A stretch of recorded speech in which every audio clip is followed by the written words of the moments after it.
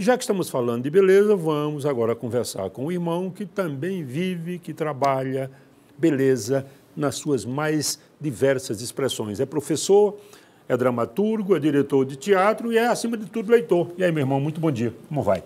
Bom dia, Cinéas. Bom, esse camarada aqui é professor de teatro, é ator, é diretor, e está sempre fazendo coisas na periferia da cidade, está sempre agitando de alguma forma. São pessoas essenciais, porque o trabalho não grita, não é aquela pessoa que diz, ei, eu cheguei, estou fazendo, mas que faz com tanta consistência, com tanta permanência que essa coisa acaba marcando. E agora eu fiquei muito impressionado com essa ideia da Hora do Ângelus. Me fala um tiquinho desse projeto aí, Adriano. O projeto da Hora do Ângelus é um projeto de 22 leituras públicas nas janelas do piso superior do Teatro 4 de Setembro. No final do ano passado, a gente queria refletir sobre a violência no mundo, na cidade de Teresina, mais especificamente, e eu disse para o diretor de teatro, vamos abrir essas janelas e eu quero fazer 22 leituras com atores, profissionais diversos, né, aqui durante o mês de maio, que, na minha opinião, é quando a cidade está mais bonita. Bonita, é verdade. É. E a gente queria fazer essa leitura, consideramos que a literatura, a arte, né, nesse momento onde o país vive uma tremenda barbárie, né, ela é muito importante e tinha que ser leitura. Né? As pessoas dizem, não, por que não encena? Não, eu quero a presença física do livro. A pessoa pegando no livro. Né? E isso é muito importante porque a pessoa que lê, estava falando agora há pouco isso para uma outra pessoa, ela não mata. A pessoa que lê e entende o que leu, ela não vai fazer mal a ninguém, ela se torna um ser humano mais sensível, né? E a cidade precisa dessa sensibilidade, né? E essa Hora do Ângelus, apesar de não ser um projeto religioso, mas existe uma tradição da Hora do Ângelus, você sabe disso. Sei. Né? Então, veio essa ideia. Às 18 horas, a gente vai abrir essas janelas. Na realidade, a gente abre um pouco antes, às 17h30, coloca música erudita voltada para a praça. E às 18 horas, exatamente, a gente abre, uma pessoa vai, um leitor, e faz uma leitura de um texto poético ou em prosa, refletindo sobre a violência e sobre a necessidade de paz. Nós abrimos no dia 2 de maio, né, o projeto acontece de segunda a sexta-feira, pegando essas pessoas que saem do trabalho, né, com o desaparecimento de Luísa Porto. Então você abre com o texto do Drummond, falando de uma pessoa que desapareceu numa cidade grande. Né? E aí continua refletindo sobre isso. Nessa segunda-feira eu fiz uma leitura do texto O Matador, do H. Dobal. Né? Para nós, né, o mais importante, além das pessoas que passam naquela praça, é também o que está acontecendo em termos de audiovisual. Todas essas leituras públicas, elas são filmadas e são veiculadas na internet, através das redes sociais. Para nós tem sido uma alegria muito grande e uma surpresa enorme, porque existem pessoas que saem das suas casas, de longe, dos seus trabalhos, e vêm para a praça na Hora do Ângelus, para escutar um pouco de música e para ouvir essas leituras. Você falou duas coisas, eu me lembrando aqui. Uma, eu trouxe a Teresina um cidadão chamado Alcione Araújo, você lembra dele? O Alcione era escritor de textos poéticos, era dramaturgo, autor daquela série Malu Mulher, era um belo de um escritor, esteve aqui no Salão do Livro, e eu assisti a uma palestra dele em São Luís e o convidei depois para vir a Teresina. E ele falou uma coisa que você fala exatamente o que você disse aí. Se um assassino lesse a cena de um assassinato, lesse um texto sobre o assassinato, ele pensaria 2 ou 10 vezes antes de cometer este ato. Não é verdade, Adriano? A leitura, ela introjeta em você e te obriga a ficar remoendo aquela coisa, refletindo sobre aquela coisa. A segunda, você falou também de alguma forma. O William Melo Soares, que é um poeta bastante conhecido em Teresina, disse uma coisa linda. O livro é um objeto silencioso. E como o livro não grita, as pessoas estão esquecendo o livro, não é, Adriano? Você chega hoje numa sala de um consultório médico, na fila no banco, você não encontra uma pessoa com um livro na mão, mas tem todo mundo com o celular, que é alucinante. É verdade, irmão? Sim. Aquilo é um projeto alucinante.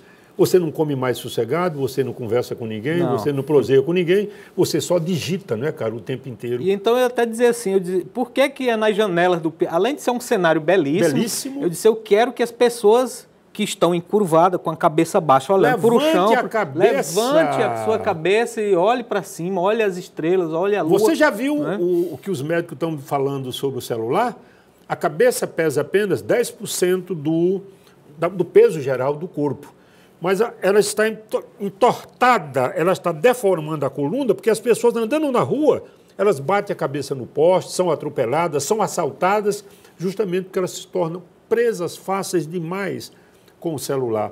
Um belo projeto. Levanta a cara, olha para esse teatro, quantas pessoas passam ali, Adriano, e não viram ainda aquele teatro. Exatamente. E além de ser um prédio muito interessante, mas a nossa intenção não é sacralizar o prédio, pelo contrário, é dizer assim, esse patrimônio é seu e ele está falando para você, através dos leitores e dos autores, né? E curta esse momento, né? Curta esse momento de cansaço, você vem, né? E reflita um pouco sobre o que o Drummond está dizendo, sobre o que o Paulo Machado está dizendo, sobre o que a Marina Colasanti diz no seu texto, sobre um discurso do Martin Luther King, né? Enfim, sobre a Carta da Esperança Garcia. São alguns textos onde os leitores vão falando, vão lendo, né? E isso tem sido muito interessante. Nós trabalhamos um outro projeto chamado Ciclo de Leituras Dramáticas, e ele está com 4 anos. Eu assisti alguma coisa, né, inclusive você viu uma carga de laranja lá naquela mesma sala onde a gente está abrindo as janelas. A gente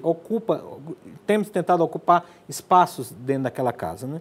E as pessoas dizem assim, quem é que vai parar para ouvir leitura de nada? De nada, né? E para. E é um grande sucesso, nós estamos com 25 edições do Ciclo de Leituras Dramáticas, nós temos apostado nisso, né? E comemorando os 4 anos, resolvemos fazer 22 leituras, agora não de textos dramáticos, né? De textos em prosa e em poesia. É uma contribuição, uma minúscula contribuição para a cultura da cidade, que está sendo destruída, o seu centro histórico está completamente detonado, abandonado.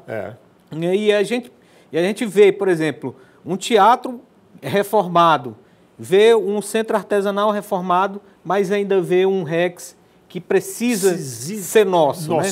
Precisa ser incorporado. Adriano, me permita. A minha parte eu fiz. O Fábio me disse que tinha interesse, o governo tinha interesse em adquirir aquele imóvel. Eu fui pessoalmente, procurei o doutor Davi Cortelazzi. E o Davi Cortelazzi me disse, eu tenho todo o interesse em que esse imóvel fique com o Estado. O doutor Davi tem consciência da importância histórica daquele imóvel, mas eu digo, eu só vou até aqui. A negociação em termos de valores, eu não tenho poderes para isso, né, Adriano? Eu não sou ligado a governo, não tenho secretaria de nada. O que eu fiz foi colocar o Fábio em contato com o doutor Davi e eu espero que essa conversa possa prosperar. Eu acredito que vai acontecer isso. Nós vamos retomar o centro para nós, cidadãos e cidadãs, né? Eu acredito que aquele complexo que começa numa galeria, atravessa o teatro e vai para o centro artesanal, ele vai ser completamente nosso. Inclusive, a gente começa a ler, simplesmente ler numa janela e colocar música para as pessoas e já surgem as ideias. O diretor do teatro disse assim, olha, 5 horas a gente está vendo que está passando muita moto aqui. Então, dia 22, que é aniversário do Júlio Romão e aniversário de morte do H. Dobal, vamos convidar as pessoas, Adriano, para que elas tragam plantas para que a gente tampe o resto de tudo. E nós vamos inaugurar aqui a Travessa Júlio Romão. Eu não sei se você sabe, esse projeto foi aprovado pelo Conselho Estadual de Cultura. O João levou a ideia, nós já encampamos, vamos encaminhar isso para a Câmara Municipal para transformar isso em lei. O Wilson Seraina já doou a placa e o busto do Júlio Romão para ficar ali justamente no meio para impedir que as pessoas continuem passando ali. Eu acho que a cidadania cultural ela deve recuperar as ruas. Eu não acredito que polícia vai resolver problema de violência nem construção de presídio. Absolutamente. Eu acho que nós, cidadãos brasileiros, já que está tudo sendo passado a limpo de uma forma errada ou correta, não vem a questão, mas eu acho que está na hora da gente retomar a nossa função de cidadãos e cidadãs através da arte. Dos espaços públicos. Já vi você fazendo isso lá no parque, conversei com você uma vez lá no Parque Lagoas do Norte, não conversamos conversamos justamente sobre isso, e vamos continuar fazendo. Olha, projetos como esse do Adriano, se você tiver alguma ideia, traga. Esse programa é para isto mesmo. Televisão não é para ficar mostrando bumbum de mulher e música brega, não. A televisão tem que cumprir um papel cultural, uma função social. Estamos aqui, meu irmão querido, conta conosco, a casa é sua sempre. E aqui está um livrinho sobre Teresina para você dar uma E a gente já vai ler alguma coisa dele Daí. na hora do Ângelo. Eu te agradeço. Muito obrigado, Obrigado, Adriano. Sinés. De coração. Estamos às ordens. Minuto só, já estaremos de volta.